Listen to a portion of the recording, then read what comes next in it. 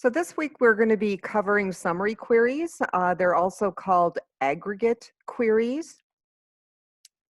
And they basically utilize built-in functions that will perform statistics on data that you have in your columns.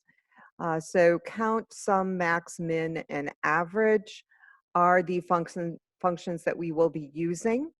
And this key point lecture basically covers how you format those functions and utilize them in your queries. The textbook assignment is going to give you guided practice on executing those queries. And so I've kind of broken the video into different sections. So tasks 1 through 5 are in the first video, then tasks 6 and 7 are in separate videos. And so each task involves using a different query, and there's different scenarios that you are going to be working through. Then on your own, you are going to apply these aggregate or summary queries to your final project. So you need to create 4 aggregate queries for data that's in your different tables. And they can be simple. They don't have to be super complicated. So I have some examples.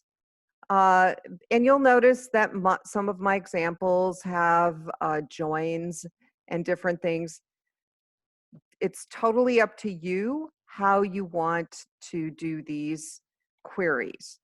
They can be simple, they can be complicated, it can be whatever you want, but I do not want you to just do the count function for all 4 queries. So, you know, if you do the count in one query, in another query, you can use count, but you have to use another aggregate in addition to count. So you could do like max and count, okay? But you can't just do count all by itself in every single query. Okay? Let me know if you have questions about this. But I do think this is fun because you're making up your own queries. Then finally, you are going to showcase your final project. So this is a showcase of what you've completed so far. So you're going to do a little PowerPoint, and I do have examples of what the slides should look like. If you need help with any of that, let me know. When you're done with the slideshow, you are going to convert it into an MP4 video. So these directions show you how to do that. And then once you have it converted, you are going to add it to the discussion forum. Okay, so if I add a new discussion topic and I come down here, there is a button where I can add video. So I could click on this.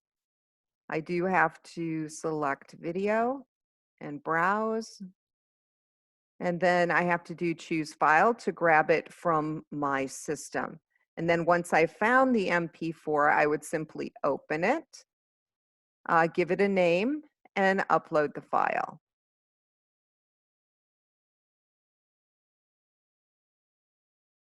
Okay, so make sure you post the video to the discussion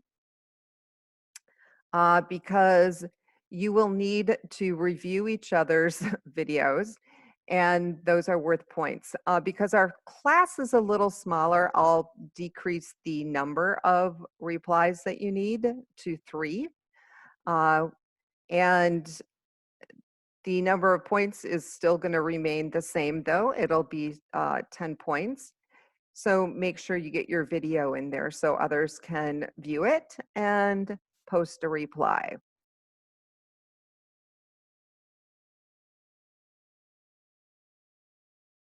And that pretty much covers what we are doing this week. I did include some additional resources. The aggregate queries use a group by and having by or having clause. So if you wanted to know more about those, you can watch this video. Here is just a video on the aggregate queries themselves, and then another on group by and halving. So that's what we are covering this week. If you run into any problems or if you have questions, let me know.